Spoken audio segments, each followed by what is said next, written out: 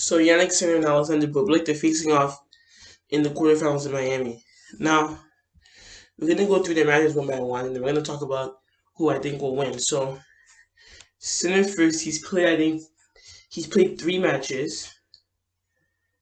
So, he first played against Gaston the first round. He beat him 6-2, 6-2. He then played against Hashanov in the second round, and it was tight, but he edged him out 4-6, 7-6, 6-4. He then played against Rusevuri in the third round, in the fourth round, who was really impressive. He had beaten Zverev, who had just won the title, a red hot Zverev. But Sinner still managed to beat him, and he still managed to beat him in straight sets, 6-3, 6-2. I was very impressive with that win, because I thought that Rusevuri was going to... I predicted straight sets, but I thought it was going to be more tight.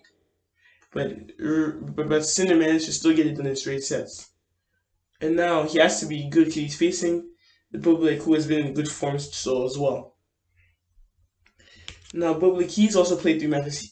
He was actually lucky. He was the last seed in the tournament. He was seeded 32nd, so he was lucky to be there. So he's actually playing. He was able to get a bye as well. He was the last. He was lucky, right? But he was able to, and he made good use of that. His first two opponents he defeated in straight sets, Jera and Duckworth, and then he now played against Taylor Fritz, and he managed to beat him in three sets. After coming from a set down, he beat him 7-6-7, 6-3, 6-4. So he's playing really well now, and he's one of those natural guys that has natural flair with the ball.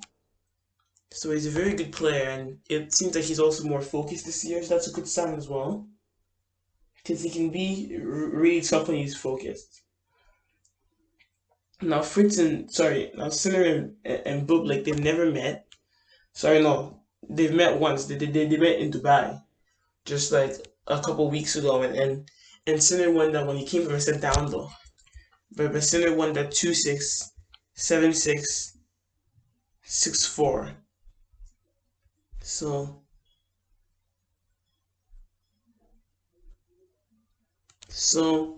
my prediction here, I think that Bublik is going to win. So I'm picking the upset. I'm picking that because Bublik has been in good form lately, and he's one of those natural guys, and I feel like he'll want to get revenge on Sinner for the defeat of last time.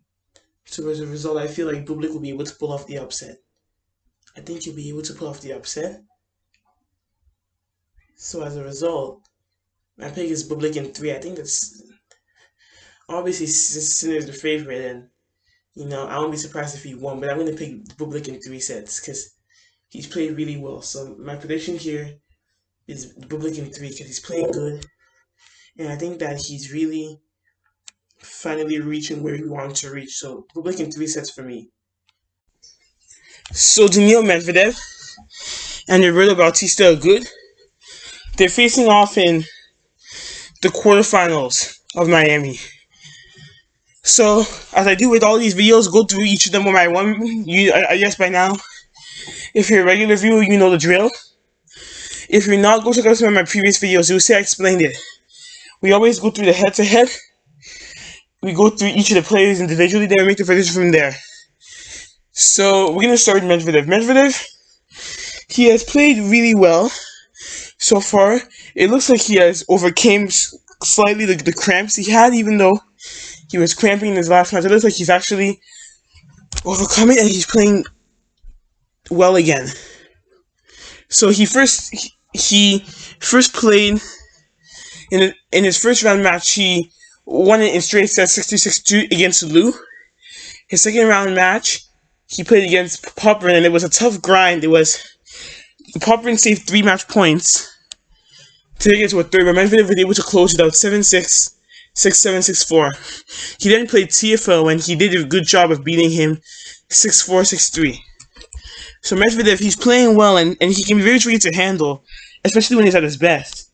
In the ATP finals, he defeated Djokovic, and now he defeated the top 3 players on the route to the title. So when he's in that zone, he's very, very dangerous, right? His unorthodox style can trouble even the world's best. So it's gonna be remain to see if he can beat Bautista again. So Bautista again has also played 3 matches, right? Each of the seeds get a first round bye. Although he actually only played 2 matches, right? He was supposed to play 3, but one of his opponents withdrew. But each of the seeds got a bye, so Medvedev and Bautista they were supposed to play the same amount of matches, but Bautista got lucky that one person withdrew, so he got a little bit extra rest. So his first round opponent that I said he withdrew, Lloyd Harris, he withdrew from the match. He then played Struff, and he had to come back from a set down to beat him 4-6, 6-3, 6-2. He then played John Isner, and he had to save a match point in that match in the 3rd set, but he was able to beat him 6-3, 4-6, 7-6. So each of the matches he's played, the 2 matches he's played, have gone 3 sets. So an interesting fact here is that will he be tired? Is he gonna feel a little bit burnt out? Is he gonna maybe be tired from this match? It remains to see, but we're gonna see what happens. Now the head-to-head is where things get a little interesting. So Medvedev and Bautista again have actually met twice. They've met twice, but Bautista again has won both of those meetings. So Medvedev actually hasn't even won a meeting against RBA before. So their first match was in 2017, and Bautista won that 6-3, 6-4. But obviously that was when Medvedev, I guess, wasn't developed. He was still developing. That was when he was viewed as like an up and coming.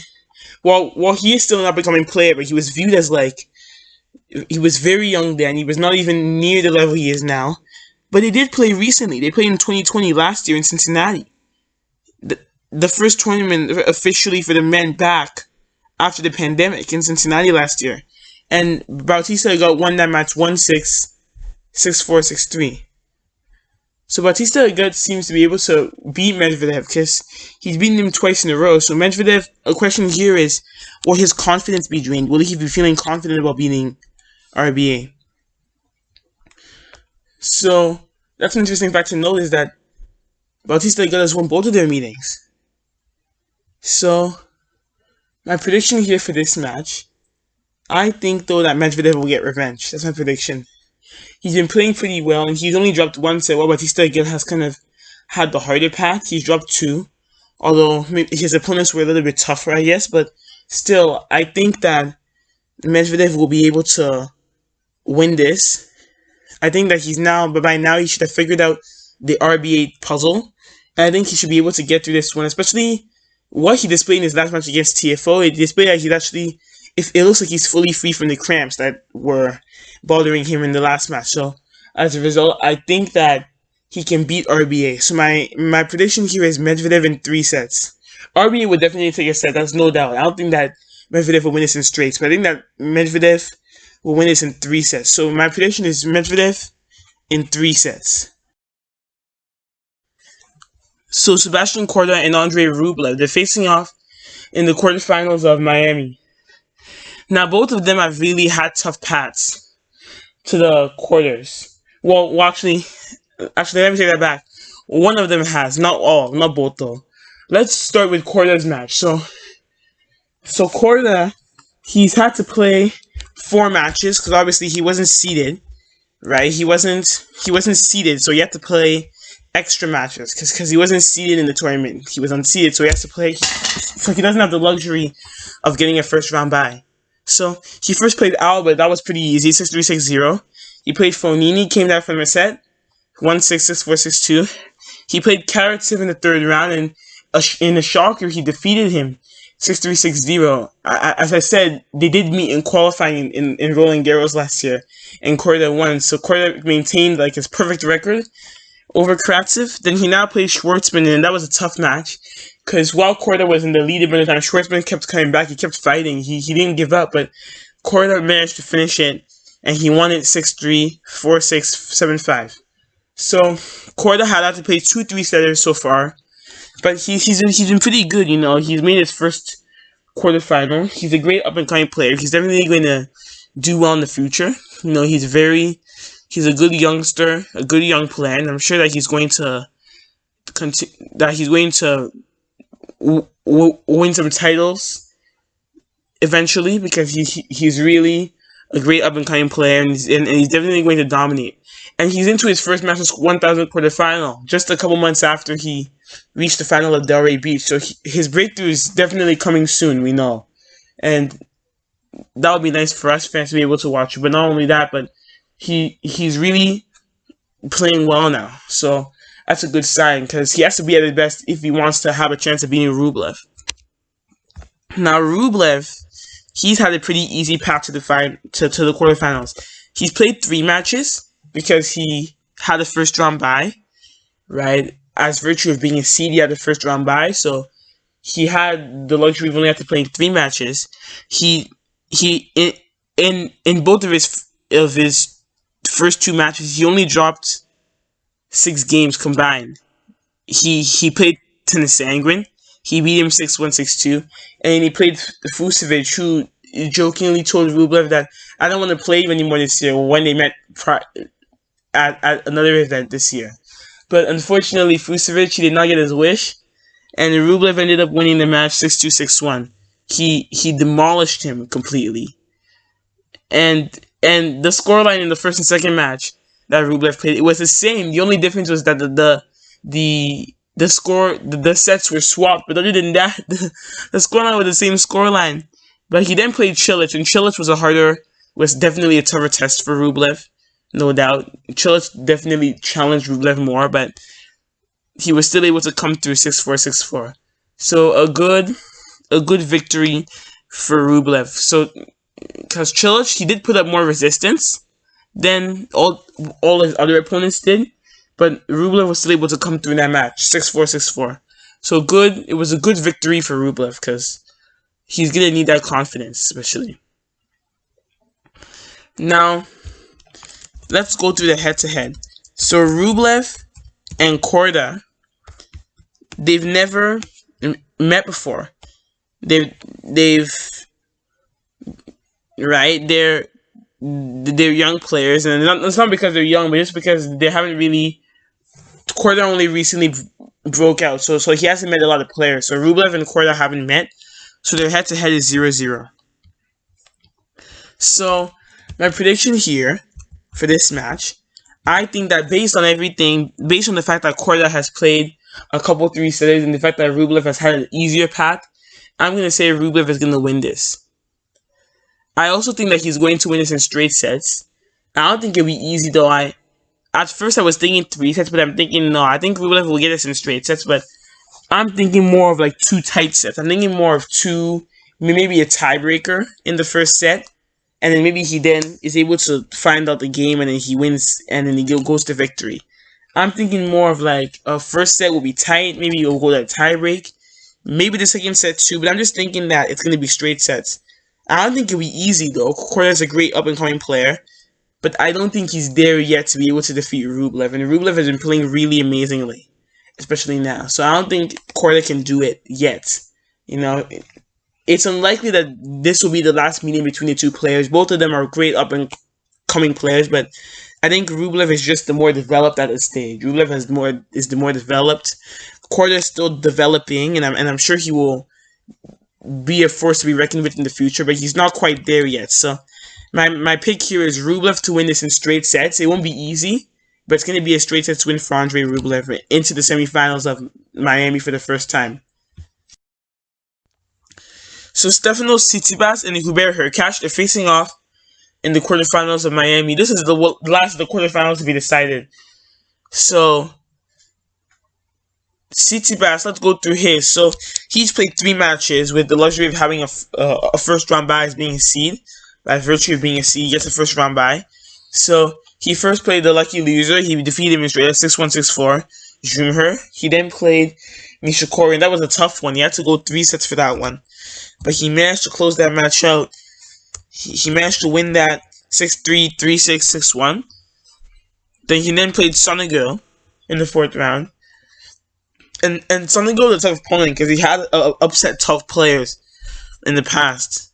most notably in Vienna when he defeated Djokovic for the loss of only 3 games. But he was able to defeat him after holding late resistance from him in that second set. He defeated him 6-2, 7-6.